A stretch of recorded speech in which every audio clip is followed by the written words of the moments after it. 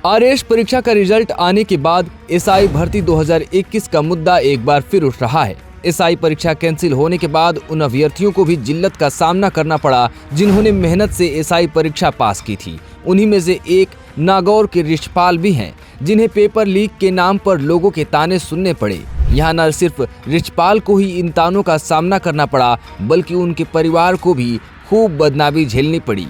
RAS परीक्षा में 12वीं रैंक लाने वाले रिछपाल की एसआई भर्ती में 23वीं रैंक आई थी। उन्होंने बताया कि जब एसआई परीक्षा कैंसिल हुई थी तो लोगों ने उन पर कई तरह के आरोप लगाए थे। उनकी बहुत बदनामी हुई थी, जिससे वो और उनका परिवार बहुत परेशान हुआ था। लेकिन अब रिछपाल ने आरएएस परीक्षा में 12वीं रैंक लाकर साबित कर दिया है कि उन्होंने मेहनत करके एसआई परीक्षा पास की थी।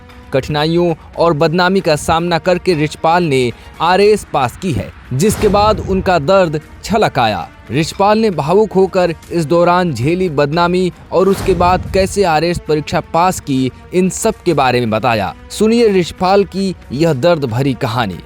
मेरा नाम रिछपाल है। मेरी एसआई 2021 में 23वीं रैंक थी और अभी मैं हाल ही में जो आरएएस 2023 की भर्ती है उसमें मेरी 12वीं रैंक आई है। मैं अपनी सफलता का श्रेय मेरे माता पिता, ईश्वर और जो मेरे साथ में जो एसआईपीज हैं उनको देना चाहूँगा। पर साथ ही में जो एसआईपीज हैं उनकी पीड़ा है वो भी बताना चाहूँगा, क्योंकि जो मीडिया के द्वारा जो छवि है वो प्रेजेंट की गई है थी 300 फर्जी हैं, 400 फर्जी हैं। जो एक फेक नैरेटिव है वो पब्लिक में फैलाया जा रहा है कि इस भर्ती में तो बहुत ज़्यादा फर्जीवाड़ा हुआ है, पूरी भर्ती है वही फर्जी है। तो मैं उन्हें बताना चाहूँगा कि हमारी भर्ती में अभी जो आरएएस का एग्ज़ाम हुआ उसमें 15 जने हैं वो आरएएस में सेलेक्ट हुए हैं। इसके अलावा जो ईओआरओ की भर्ती है उसमें भी 6 जने सेलेक्ट हुए हैं।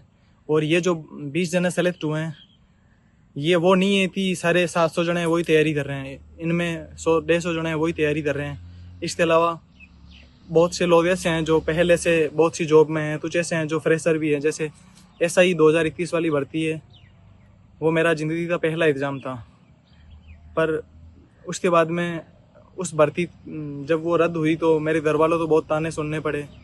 मुझे फर्जी बोला गया, जबकि मेरे 10th में 93% थे, 12th में 97% थे। मेरा हिंदी से नेट जीआरएफ था। फिर भी मेरे खुद के गांव वाले लोग हैं, उन्होंने भी पर्सनल मैसेज कर के बोला कि तुम फर्जी थानेदार हो। तो हम किस मानसिक दौर से गुजरे हैं ये तो मैं तो एब्सेंट रहकर तैयारी कर रहा था, तो भी ऐसे लोग हैं। उन्होंने बोला कि एक मतलब ट्विटर पे मेरे बारे में भी फैलाया कि वो 10 महीनों से फरार हैं।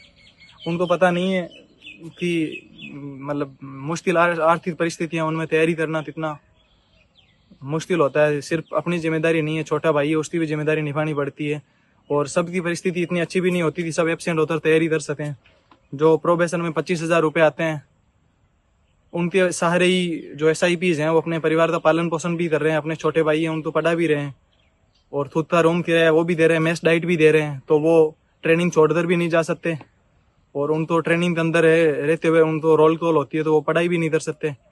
तो मैं तो जो हाई कोर्ट हैं और जो राजस्थान सरकार है उनसे यही निवेदन करना चाहता हूँ कि जो हम एसआईपीज हैं हमारी भी पीड़ा है वो सुनी जाए और जो एक सिक्के के दोनों पहलू है उस हिसाब से सोचा जाए ताकि हमें भी न्याय मिल सके। रिछपाल ने आरएएस परीक्षा पास करके अपने आसपास के लोगों के सामने ये साबित कर दिया है।